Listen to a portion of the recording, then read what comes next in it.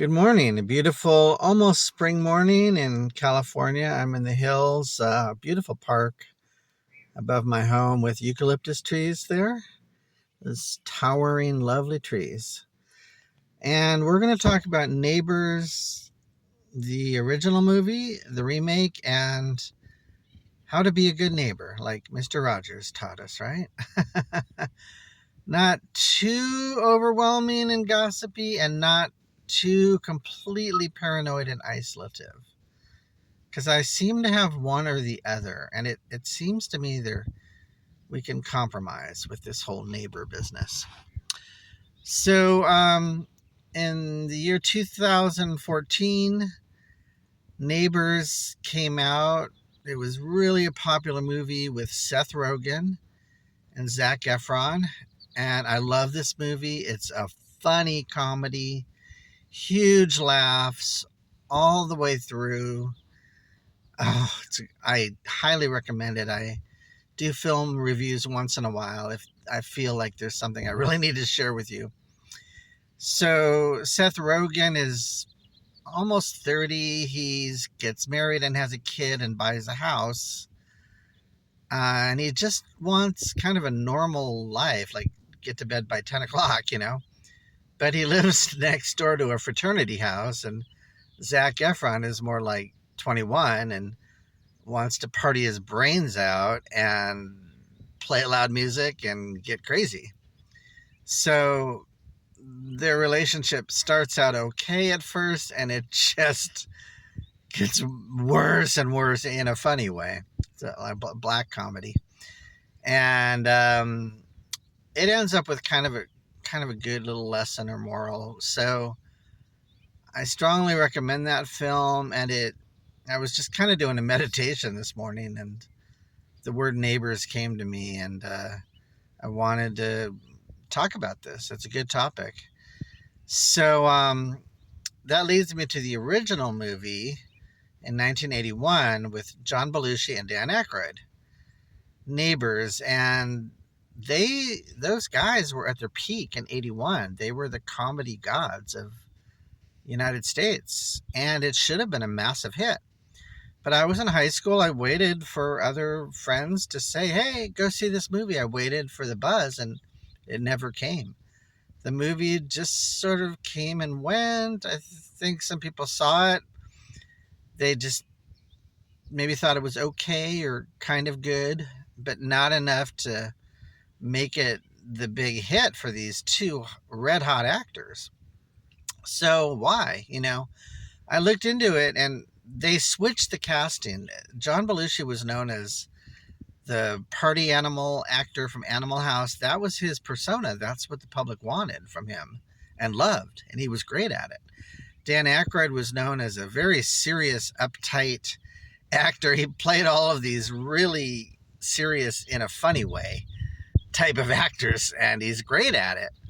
But they switched the casting. So Belushi, they made him look older with glasses and some gray hair, and they're trying to market this film to teenagers. That's not maybe not fly that well.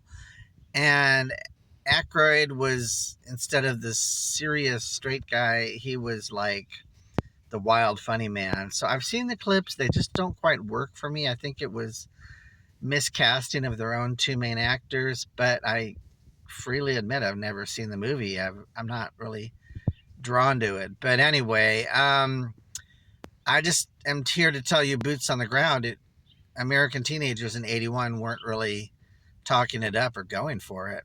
So, and Belushi, his last few films, he just couldn't reconnect with the public, and he died of a drug overdose. And I don't know if he was depressed over his film career or what, but it had definitely gone downhill since his peak. Anyway, that's another video, right? So that leads me to the topic of Neighbors. I'm a real estate investor my whole life. So what I can tell you is, when you buy a house or rent a house, you want to look at the block. You want to walk around the block on foot and look at the neighborhood, because that's what you're buying into or renting into. Are their cars all messed up? Do they have hubcaps? Are they have peeling paint? Are they parked backwards on the street or on the grass? Those are red flags that this is, not may not be a good neighborhood. Are there too many cars piled up? Are people turning their garages into like auto repair shops? That's going to be noisy. And that's one of my main points is noise becoming a nuisance. Like, really be aware as a neighbor of how much noise are you generating and is it affecting your neighbors? If you're playing loud music, why not use headphones or point the speakers back into your house, not into the neighbor's house? Like, be aware of it. If you're standing in the street talking loudly on a cell phone, that means your neighbors can probably hear. I've heard entire personal conversations that are like 30 minutes long. Like, really? Do you want your neighbors to hear all this information? Like, try to be aware of when you're shouting into a cell phone that your neighbor might be hearing it. Just, rude, loud noises that go on for a long time. Maybe I had one neighbor put up this wind chime that was metallic, like really loud ringing. I finally asked her if she could just take it down. We turned into huge enemies, a huge fight over a wind chime.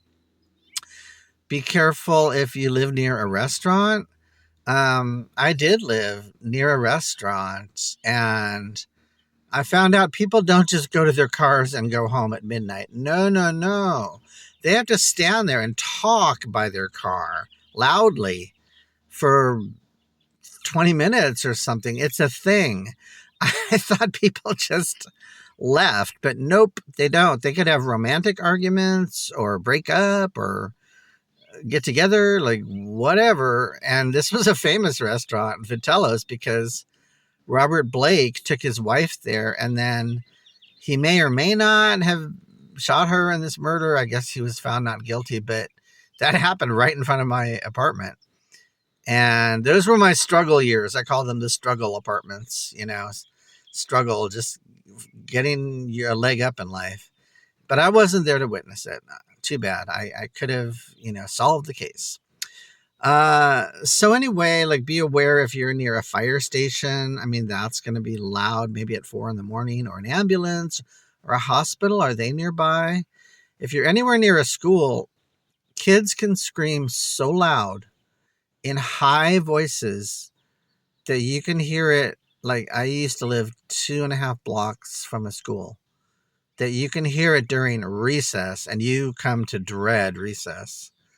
For like, they scream the whole time. I don't know if like they're committing a murder on the playground. Like, that's what it sounds like. But anyway, I won't live by a school anymore.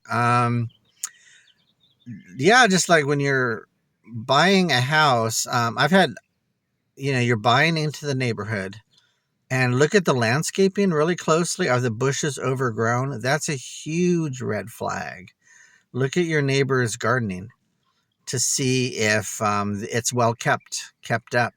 If the grass is being cut, or is it turning brown, or dandelions and long grass. Like, these are huge red flags, because the whole point of real estate is it has to go up in value, or else it's gonna be a hassle, because you're paying for all the repairs and upkeep of the house, which is really expensive over time, whereas a renter can just not pay any of it.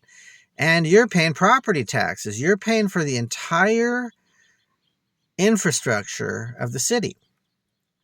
I'm paying for college students. I don't even, I'm no connection to the college.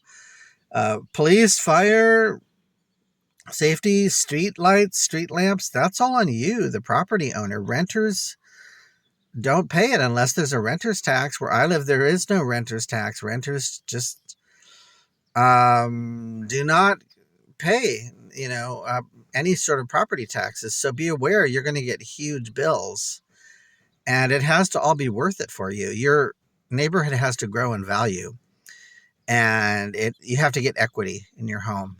But you are paying down the mortgage no matter what. So in 30 years, you will own it. So with neighbors, it's probably not a great idea to get involved in heavy topics like politics, sex, religion, money, or gossip. Those are the big five to me. Just be light, be friendly, maybe some cookies at Christmas or hello and good to see you. And because there's going to be problems that may crop up. You may have to rebuild a fence between your property lines, or you may have a noise issue and you have to talk to your neighbor about the noise.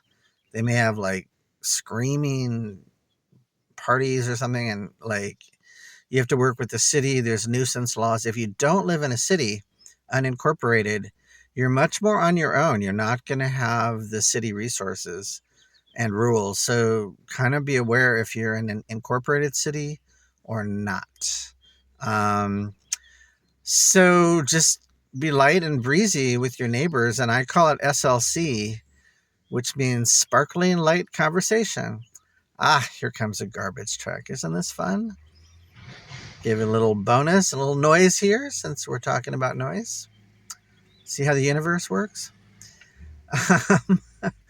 So, like, sparkling light conversation, just easy conversations and not getting into anything heavy, unless you just have this amazing connection with your neighbors. But for the most part, just keep it easy going is what I would say, because I've had neighbors that are so paranoid they won't even look or talk to me or anything, like really, really isolative, and that feels awkward. That doesn't feel right.